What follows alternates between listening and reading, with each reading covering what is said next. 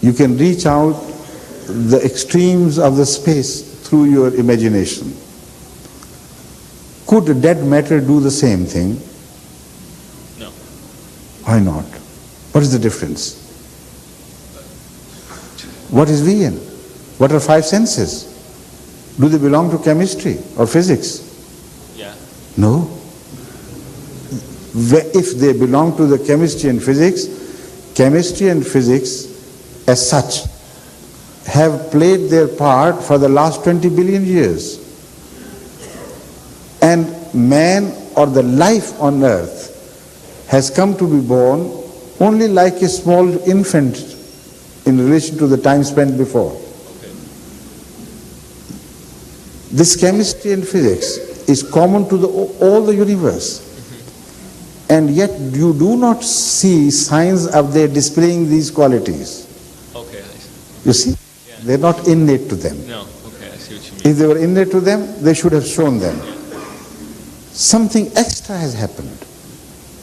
Consciousness is something which is not a part of chemistry or physics. That has been born, and that is you. And consciousness is related to five senses. If there were no five senses to help consciousness, consciousness would be dead. So an ear is created, an eye is created, a sense of taste is created, which all lack in the dead matter. So study the five senses in relation to your consciousness, and you begin to see a new world emerging, which could not have emerged out of nothing. So the question you face is only twofold. Either you are eternal, or you are created. There is no third option. You are not eternal, but you are organized, and organized in such a beautiful manner, with such perfection, that it requires an organizer, but a conscious organizer, not a dead organizer. Because the other day I also addressed this question very briefly.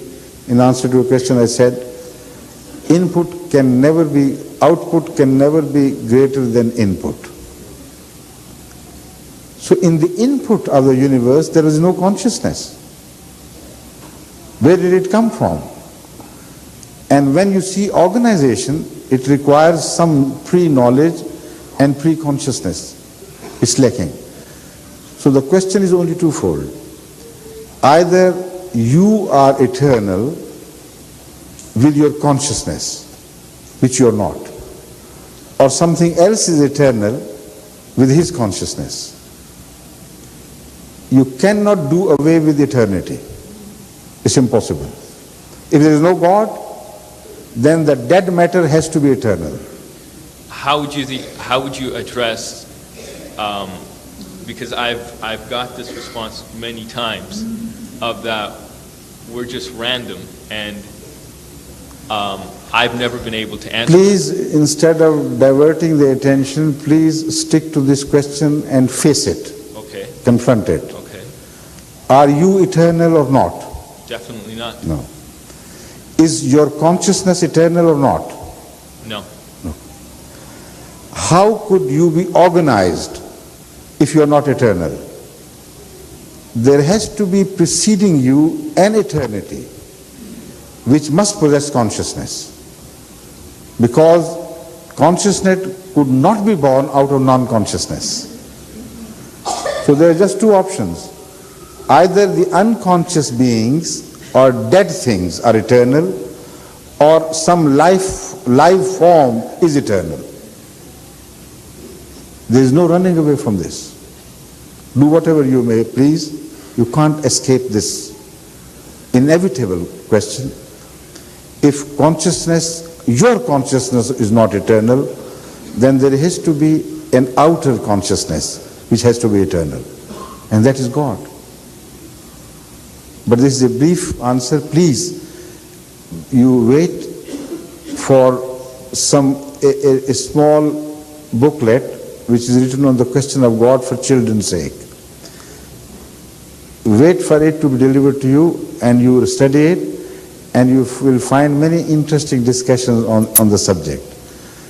We can't prolong the same question indefinitely in a forum where other people also should be given the right to ask their questions, right? Yeah, I understand that. Thank you. Okay, thank you. Jazakumullah. Ashik Mahmood Sulaiman is required to report his sound document. How badly? Ashik Mahmood Sahib Ghumman is expected to report where? To the registration desk. To the registration desk, please, immediately. Ashik Mahmood Ghumman should immediately report to the... Already, right. Yes, please. Assalamu alaikum, Hazur. Your name? My name is Rohan Qureshi. I'm Yes. from the Brampton Jamaat. From? The Brampton Jamaat. Right. My question today is about life after death. About what? Life after death. Right. One of the hadiths of the Holy Prophet ﷺ says paradise is everlasting. My question is, Hazur, how do we perceive the benefits of this paradise? I'm sure it's in a spiritual sense rather than a physical sense. Could you just explain a bit more on that?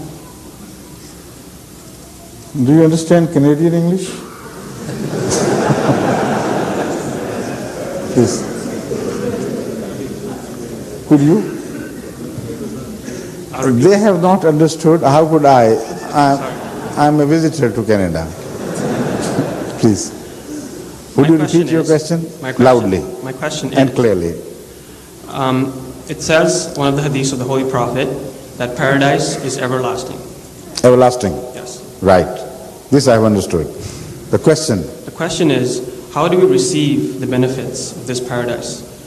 I am aware that it is more a spiritual way rather than a physical life. Could you just explain how it is more spiritual? You see, I wish you had read Hazrat Masih Maud-Salam's epoch-making book, the most revolutionary book of the modern times, Islami Usul Ki Philosophy, the philosophy of the teachings of Islam. There, one question of the 5 deals exactly with this subject. So you read it and you will get the answer, inshallah. Right? Jazakumullah. हैं? थोड़ा सा और एक दो बच्चों को कर लेने दें। नहीं, मगर हो सकता है इसका जान साहब को और सवाल करना हो।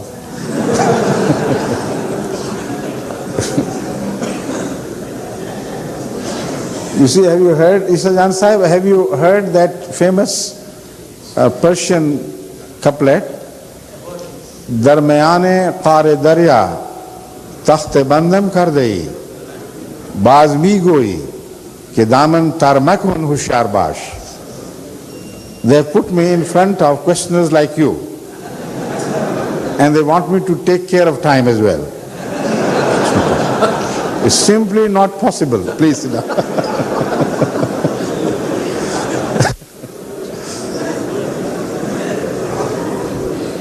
Assalamu alaikum Yes. warahmatullahi wabarakatuh. Huzur. My name is Khalid Sharif Shah. My name is Khalid Sharif Shah, and I have one question. I am from North York Jamaat. My question is Huzur. Okay. My question is Huzur. According to the prophecy of Hazrat Mirza Ghulam Ahmad Qadiani that there would be Ahmadiyyat in the world, when is it going to be? Malik Lal Khan understands your language better than anybody else. Masih Islam has prophesied that Islam would be the religion of the world. When would it be? When would Right. it happen? If you had read a few sentences on, the answer would have been found there. He has explained that well within 300 years from the time of this prophecy, Ahmadiyyat with the grace of Allah would represent Islam, and all other versions of Islam would be subjugated and would become small as compared to the Ahmadiyya representation of Islam. And that would spread all over the world, and the non-believers would exist, but only as small minorities, as remnants of the past. like animals before human beings.